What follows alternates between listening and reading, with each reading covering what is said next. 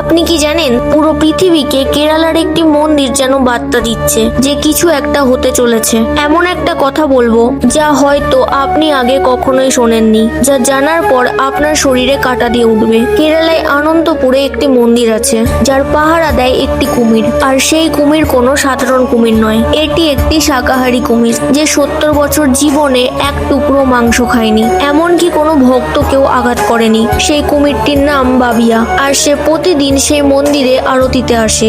ভক্তদের মাঝে থেকেই সে আরতি শোনে আর মন্দিরের প্রসাদ গ্রহণ করে, যা চাল আর গুড় দিয়ে তৈরি হয়। কিন্তু বৈজ্ঞানিকভাবে দেখলে কুমির কখনো নিরামিষ খাবার হজম করতে পারে না, তবুও বাবিয়া নিরামিষ খেয়ে বেঁচে আছে। কিন্তু তারপর একদিন হঠাৎ 75 বছর বয়সে বাবিয়ার মৃত্যু হয়। কিন্তু ঠিক 1 বছর পর মন্দিরের সামনে যা রেকর্ড হয় সেটা আপনি নিজেই দেখুন।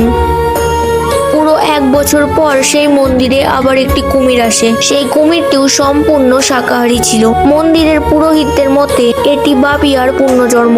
এমনই রহস্যময় ভিডিও দেখতে এখনই আমাদের চ্যানেলটা সাবস্ক্রাইব করে দিন আর কমেন্টে জয় শ্রীকৃষ্ণ লিখতে ভুলবেন না।